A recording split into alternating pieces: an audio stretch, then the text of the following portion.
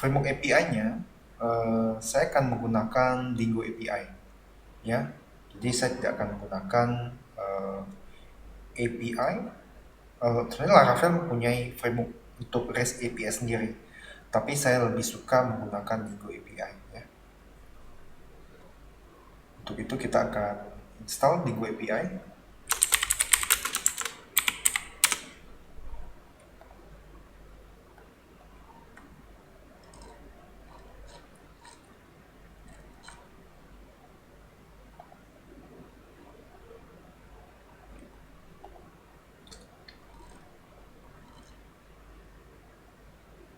Nah, teman-teman, karena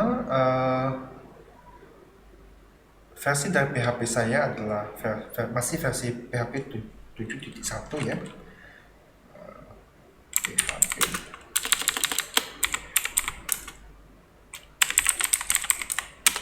Ya, seperti teman-teman lihat di sini versi 7.1, maka saya akan menggunakan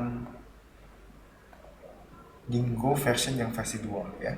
Tapi bagi teman-teman yang versi PHP-nya lebih tinggi, bisa menggunakan versi 3, ya. Tapi saya rasa penggunaannya kurang lebih sama, ya.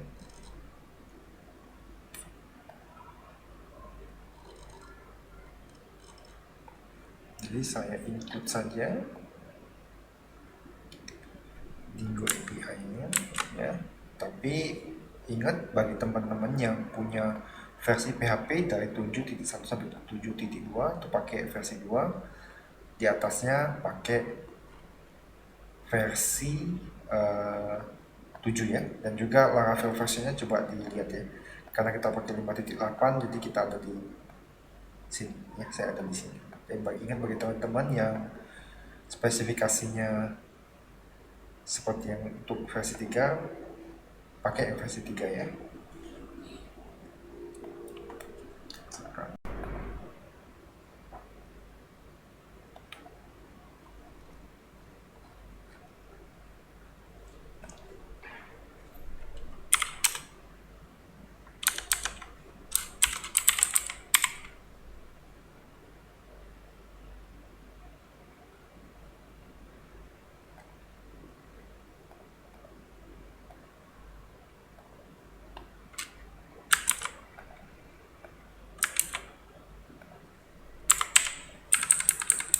Nah, di sini saya sudah menambahkan Dingo API, kemudian kita update, ya.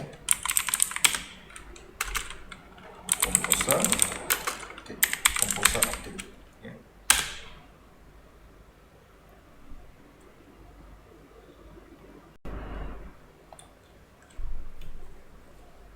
Oke, setelah selesai, ya. Di dalam Dingo API ada beberapa elemen, ya, yang harus kita pahami. Pertama adalah routingnya, routing. Nah, routing ini nanti kita akan ganti dengan routing yang disediakan oleh Dingo API. Teman-teman juga bisa baca dokumentasi dari Dingo API, ya, di dalam pertama di instalasinya setelah kita lakukan, ya. Kemudian setelah kita install, ya, di sini dia bilang kalau kita ingin melakukan sebuah perubahan dalam konfigurasi Dingo API, maka kita bisa mengeksekusi baris line ini. Jadi kalau teman-teman ingin mengubah konfigurasi dari Dingo API, maka teman-teman bisa, meskipun ini tidak diperlukan, ya, tidak mandatory, ya. Jadi kita skip aja yang ini, kita next.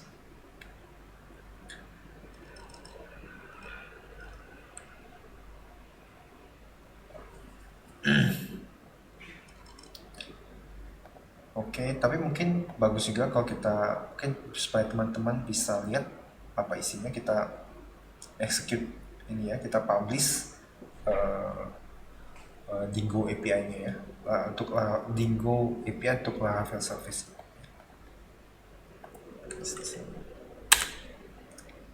Oke. Kita coba lihat apa isinya. Ya. Seperti ini. Ya.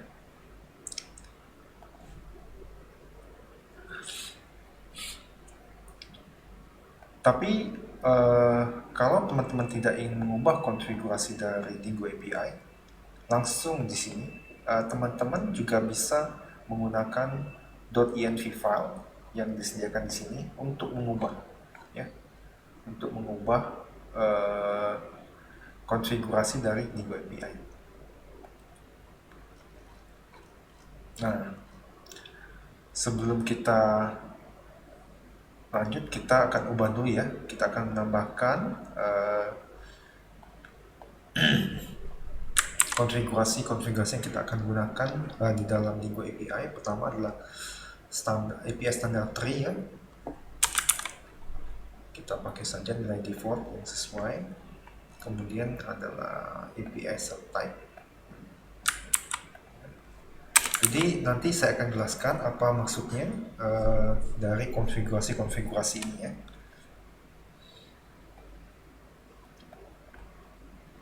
Terus yang penting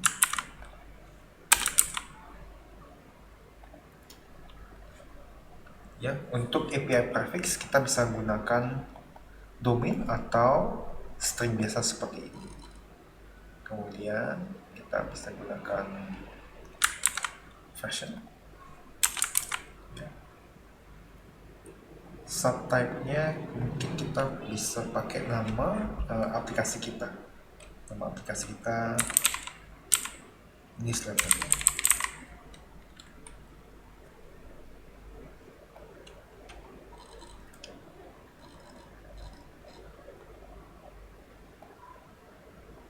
Kita juga bisa tambahkan API name kita.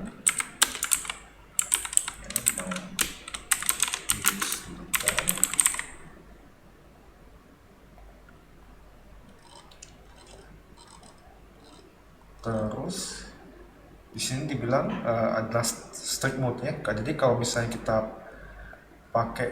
configure strict mode-nya menjadi true, maka setiap request yang akan menuju ke API kita harus menyertakan header accept ya.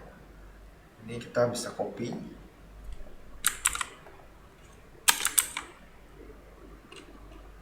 Nah, nanti saya akan jelaskan apa bedanya kalau kita pakai API strict-nya false atau API strict-nya true ya. Kalau dia true, kita harus menyertakan accept header di setiap request ke API kita.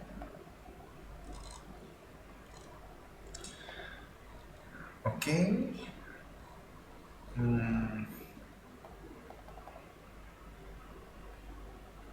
Kalau teman-teman ingin default dari respon body nya itu tidak menggunakan JSON, misalnya teman-teman menggunakan teks, maka teman-teman bisa mengubah ya. Saya sertakan saja di sini. Jadi nanti API kita akan mengembalikan responnya dalam format JSON ya. Tapi by default dia sudah JSON. Oke. Nah, untuk development, saya sarankan untuk menambahkan API debug sama dengan itu ya. Jadi kalau misalnya teman-teman dalam sesi development ya, dalam fase development, maka baiknya mengaktifkan API debug sama dengan true ya. Oke. Lanjut, creating API endpoint ya. Nah, balik lagi kita ke routing kita ya. Di sini Dingo API menyatakan kita harus mengoverride ya, API kita ya, seperti ini. Jadi kita harus menyatakan, kita harus mengganti API kita dengan API dari Dingo ya. Untuk mendaftarkan API kita, maka kita bisa mendaftarkan seperti ini.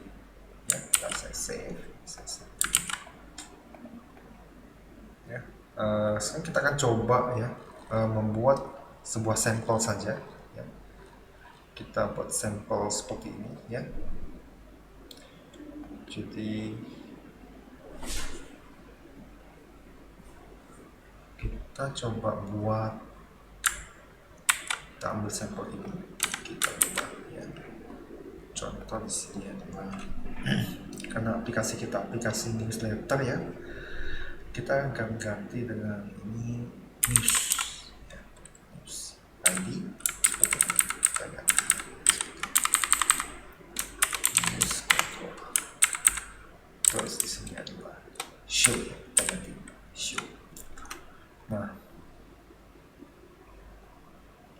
di sini kita bisa membuat sebuah controller baru, namanya seperti ini, app API controller ya. Jadi kita ikutin saja tagnya app API ya, kemudian nama folder controller,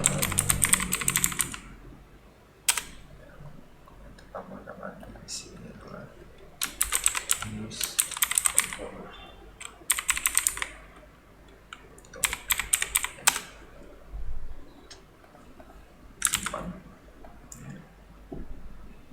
Kemudian untuk membuat kontrolernya kita bisa ambil contoh ya, kita bisa ambil contoh dari sini ya. Mungkin kita bisa ambil contoh dari login controller ya. Oke, kita copy saja, copy di sini, copy sini ya. Tapi jangan lupa kita ubah namespace-nya mengikuti struktur dari folder yang sudah kita buat di sini ya. Kita API controller,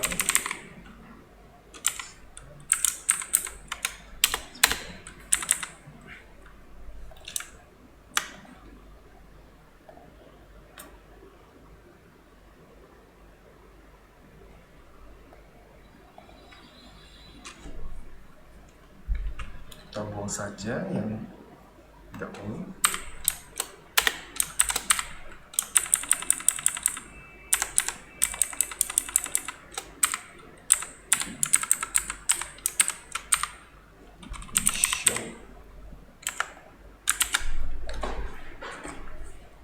Nah, di dalam Dingo API, kalau kita menggunakan Dingo API, maka kita akan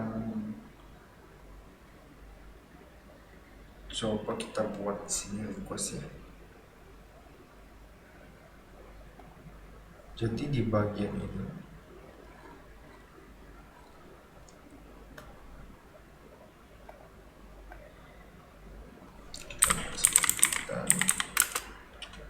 kita mencoba dan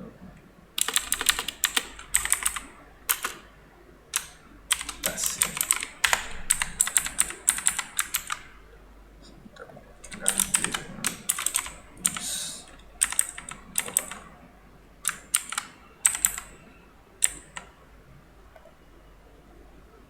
sepertinya ada yang salah.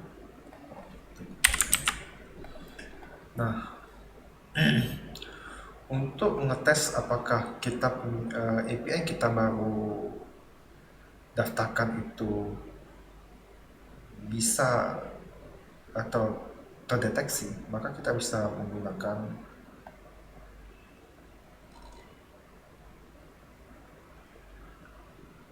perintah ini ya. Kita coba is, salah ya, dibilang app API controller news controller itu tidak ada. Kelas API news controller tidak ada.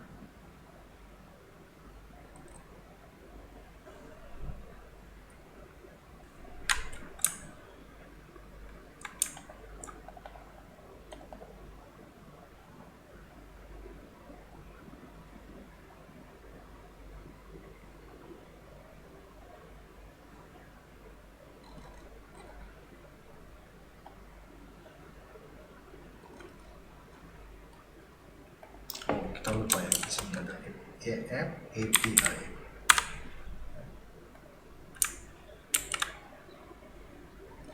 App API controllers, news controller ya. Coba lagi.